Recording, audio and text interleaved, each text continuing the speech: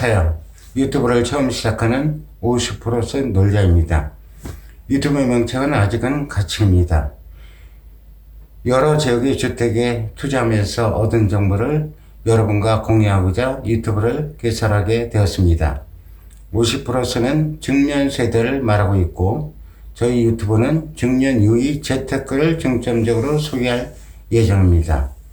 한편으로는 중년 세대를 위한 정부의 일자리 정책과 복지 정책 등을 소개해서 우리가 몰라서 혜택을 받지 못하는 일이 생기지 않도록 새로운 소식을 알려드리고, 이와 더불어 중년 세대가 가볼 만한 곳, 즐길 만한 곳 등 놀이문화를 발굴해서 즐겁게 살아가는 50% 세대가 되도록 도움을 드리는 것이 목적입니다.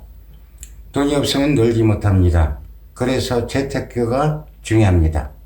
돈이 많다고 행복한 것이 아니므로 인생을 즐길 줄도 알아야겠죠. 그런 이유로 재테크와 놀이문화를 함께 소개하는 유튜브로 방향을 잡게 되어 유튜브 이름을 일과 놀이가 함께하는 50% 놀자로 이름을 지었습니다. 여러분의 관심 부탁드리고 전 좋은 정보를 전달해 드리고자 노력하겠습니다. 그럼 이제부터 본격적으로 오피스텔 투자법 강의를 시작하겠습니다. 요즘 아파트에 대한 규제가 천정을 찌르고 있습니다. 그래서 오늘은 규제가 심한 아파트보다는 다른 곳으로 눈을 돌려 오피스텔에 투자하는 법에 대해서 말씀드리겠습니다. 우리가 흔히 역 주변을 다니다 보면 오피스텔 광고 홍보물을 나눠주는 분들을 종종 보게 되는데, 그분들을 따라가서 설명을 듣고 오피스텔을 구입하는 것이 좋을까?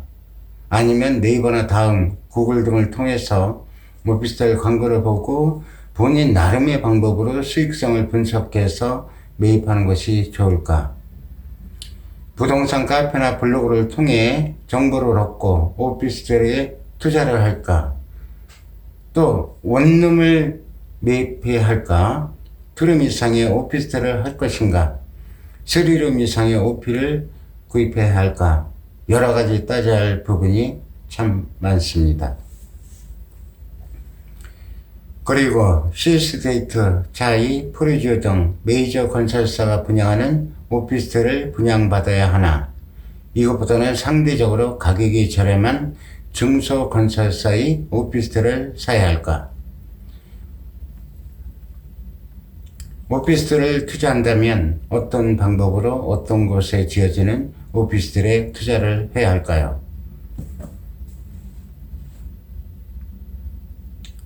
자, 그럼 여기서 근래 들어 뜨거운 관심을 불러일으켰던 아파트와 오피스텔 동시 분양 단지를 소개해 드리고, 왜 이 분양 단지가 왜 인기가 있었는지에 대해 말씀드리도록 하겠습니다.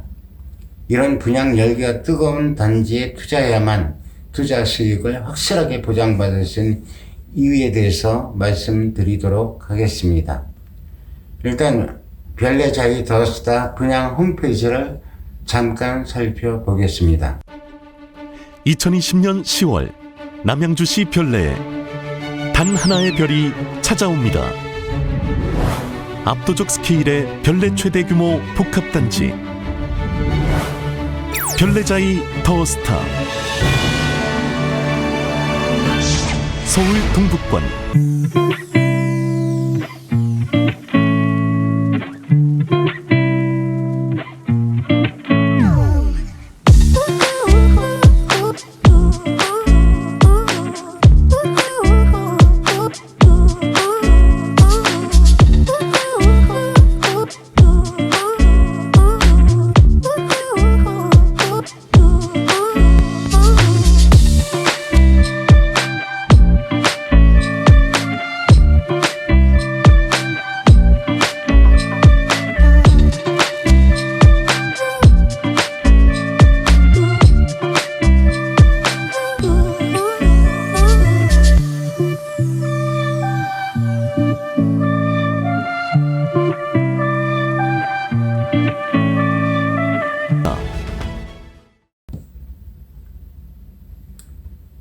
GS건설 별내자이 더스타 오피스텔 192실 완판. 별내의 자이 더스타 오피스텔은 11월 초 분양해서 192실 모집에 총 3,353건이 접수, 평균 경쟁률 약 17대 1을 넘게 기록했습니다. 청약 열기에 따라 계약률도 높았는데요. 지난 6일 정당 계약과 7일 예비 당첨자 계약에서 192실 모두 주인을 찾았습니다. 최근 우리나라 오피스텔 분양 시장의 부진한 것과는 전혀 다른 모습이었습니다. GS건설은 별내자이 더스타 오피스텔의 입주와 개발 호재가 분양 성공에 영향을 줬다고 평가했는데요. 단지는 경춘선이 이미 다니고 있는 별내 역사권이고 별내역은 GTX B 노선과 8호선 연장선이 계획되어 있습니다. 향후 발전 가능성이 뛰어난 입지 조건을 가지고 있습니다. 오피스텔은 뜨거운 관심 속에 분양을 마쳤는데 동시 분양한 아파트는 어땠을까요? 역세권 아파트로 관심을 모았던 경기도 남양주 별내 자이 더스타의 1순위 청약에 8만 개가 넘는 통장이 몰렸는데요. 추천제 물량이 있는 데다 생애 최초 특별 공급도 포함되면서 총 청약자 수는 10만 명을 웃돌았습니다. 경기도에서 일반 청약으로 10만 명을 넘긴 건 이례적이었습니다. 경기도에서 최근 10만 명을 넘긴 사례는 전국 단위로 받은 무순위 청약에서만 나왔던 적이 있었습니다. 아파트의 분양가는 3.3평방미터당 평균 1,499만 원으로 엄청난 시세 차익이 발생될 것으로 예상됩니다. 주변 단지 입주 시기가 8년이 넘은 상태로 평당 2천 중반 내외를 형성하고 있으며 입주 시점 분양가의 2배 가까이의 시세가 예상이 됩니다. 아파트가 이렇게 피가 많이 형성이 되는데 오피스텔은 어떨까요? 당연히 아파트보다는 프리미엄이 적게 형성되겠지만 입주 시점에는 최하 1억 이상의 피가 예상됩니다.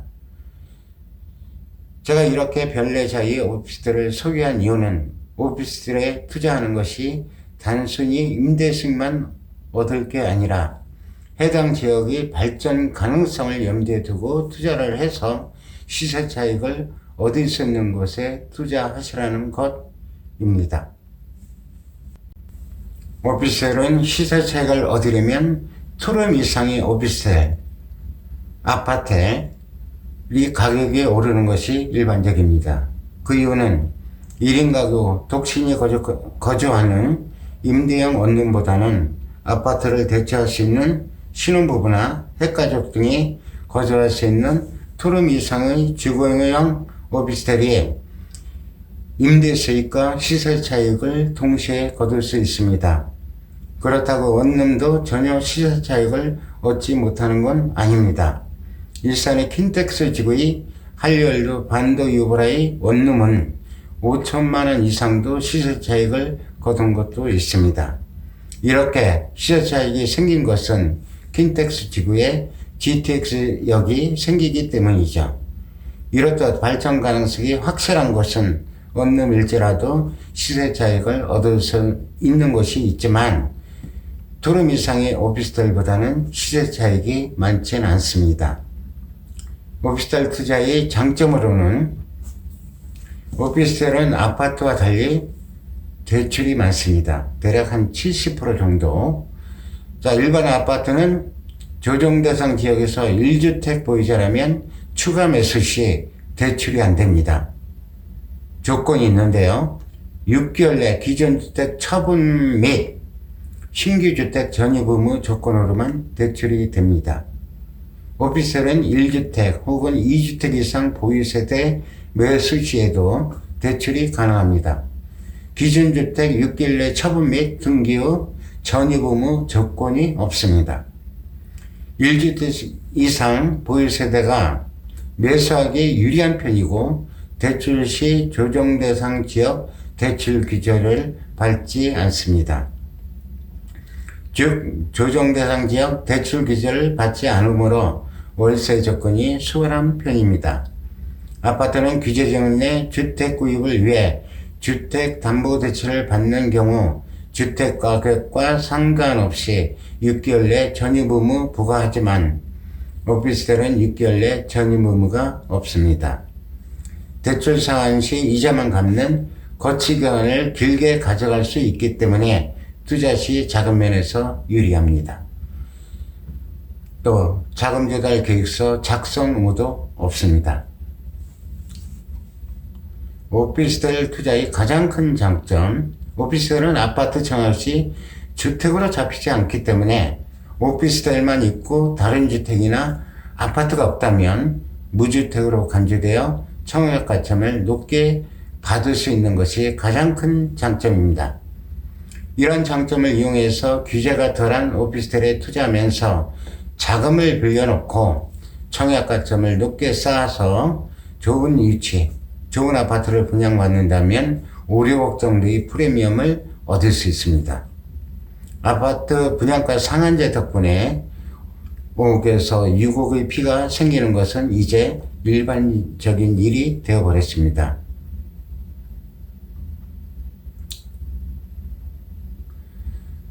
자, 오피스텔을 잘 사시려면 다음에 5가지 원칙을 잘 들어보시기 바랍니다. 첫 번째, 역세권이어야 한다. 자, 여기서 역세권은 지하철역 반경 500m 이내를 말씀드리는 것입니다. 두 번째, 대형 1군 건설사가 시공하는 오피스텔을 선택하셔야 한다. 세 번째, 투룸 이상의 오피스텔. 아파트처럼 주거가 가능한 주거형 오피스텔, 아파트를 선택하시면 됩니다. 네 번째, 대단지 분양단지를 선택해야 한다. 대단지일수록 갈비도 저렴하고 좋습니다. 다섯 번째, 초등학교 통학이 용이한 것, 그리고 젊은 부부들이 생활하기 편하게 초등학교가 근접해 있는 지역의 오피스텔이 좋습니다. 이러한 조건을 충족시키고 오피스텔을 청약한다면 분명 프리미엄은 형성이 될 것이고 월세 수입도 거둘 수 있는 일거양득의 효과를 거둘 수 있을 것입니다. 저희 오피스텔 투자 방법에 힘을 실어줄 수 있는 매일경제 뉴스 기사도 있습니다. 매일경제 뉴스입니다. 제일 중요한 것, 아파트 구매 조건 1위. 지난 27일 한국갤럽이 실시한 조사에 따르면 주택을 구입할 때 가장 중요하게 고려하는 요소는 뭔가? 거기에 대한 설문조사가 있었습니다. 거기서 첫 번째, 교통환경. 통근이나 통학을 얘기하는 건데요. 67.8%의 사람들이 교통환경을 따진다고 얘기를 했습니다. 그리고 경관 쾌적성 16.35%, 지역발전 가능성 및 투자가치 11.9%, 주변 편의시설 10%, 학교 학군 등 교육시설 5.15%, 가격 3.15% 순으로 집계되었습니다.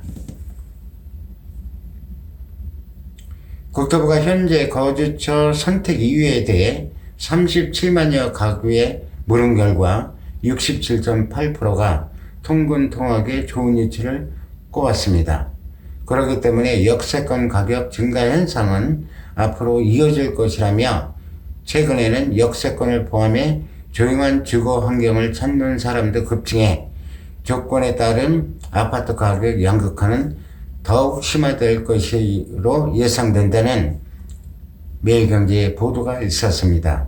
여기서 주목할 것은 아파트 가격에는 크게 영향을 받지 않고 주변 환경을 더 우선시하고 아파트 가격엔 크게 좌우되지 않는다는 것을 알 수 있습니다.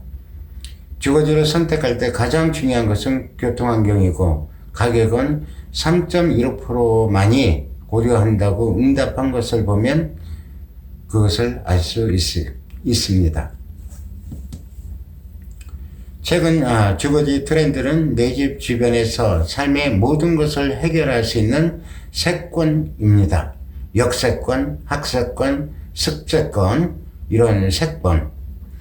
여기에 가까운 역세권의 경우 타 지역보다 20% 정도의 임대료가 높게 책정되는 것이 일반적입니다.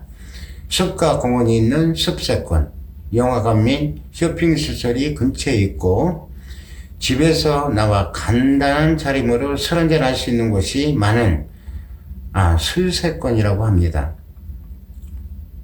이들의 연령층은 대부분 20대에서 40대입니다. 대부분 미혼이거나 신혼부부가 수혜자들이죠. 이들은 대가족이 아니므로 넓은 평수의 주거지가 필요한 것이 아니라 작은 평수일지라도 주거 생활이 편리한 중심 상권에서 생활하기를 원합니다. 앞으로 이런 현상은 더욱 가속화될 것입니다. 이런 추세에 맞춰 우리는 임대 수요가 풍부한 역세권 오피스텔에 투자해야 할 것이고, 또 오피스텔 품질이 일정선 보장되는 메이저 건설사가 시공하는 오피스텔에 투자하시고, 그렇다고 중소건설사가 시공이 떨어진다는 것보다는 자본력이 대형 건설사보다는 부족하기 때문에 대단지 오피스텔을 짓기가 어렵다는 것입니다. 우리는 대단지 오피스텔에 투자하는 것을 바라는데요. 아파트처럼 사용 가능한 2룸 이상의 오피스텔에 투자하시면 좋고, 입주민이 많은 대단지 오피스텔일수록 관리비가 저렴하고 입주자로서의 권리 주장에도 다수의심이 생기기 때문에 좋습니다. 그리고 오피스텔 근처에 초등학교가 있으면 좋은데요. 좁품마라고 하죠. 그런데 이 초등학교가 아무리 가까워도 대로변 도로를 건너서 가야 한다면 매력이 떨어집니다. 좁품마는 차가 많이 다니는 대로변을 건너서 다니는 초등학교를 말하는 것이 아니라 위험도 적게 큰 찻길을 건너지 않고 학교를 통학할 수 있는 학교를 말합니다. 자녀를 학교에 데리고 다닐 수 없는 맞벌이 부부일수록 자녀의 학교 등굣길에 차가 많이 다니는 대로변이 있다면 아이들의 등굣길이 항상 걱정일 것입니다. 그리고 투자할 오피스텔이 다른 투자자들이 얼마나 관심을 기울이고 있는지 부동산 카페 등에 가입을 해서 살펴주셔야 합니다. 이 과정에 빠지면 투자를 할 때 자신만의 편견에 빠질 수 있으므로 꼭 부동산 전문 카페에 가입해서 활동하시길 바랍니다. 열심히 일해서 번 돈으로 삼겹살 사 먹으면 참 맛있습니다. 참 소중하게 느껴지는 돈이기 때문입니다. 부동산 투자에서 돈 번 것으로는 그림같이 멋진 집을 사서 남부럽지 않게 사시면 되고, 삼겹살은 열심히 일을 해서 드시면 그 맛이 일품입니다. 그래서 투자도 하고 또 열심히 일하는 것이 꼭 필요합니다. 지금까지 오피스텔 투자 잘하는 법에 대해서 말씀드렸습니다. 다음 편에는 오피스텔 고르는 방법에 대해서 좀 더 구체적으로 파고들어서 말씀드리겠습니다. 현재 분양 계획이 있는 오피스텔이나 분양 중인 오피스텔을 엄선해 여러분들이 수익을 거둘 수 있도록 노력하겠습니다. 제가 오늘이 유튜브 처음이라 버벅거리는 것도 참아주시고 끝까지 시청을 해주신 것에 대해서 깊은 감사를 드립니다. 다음에 또 뵙겠습니다. 안녕히 계세요.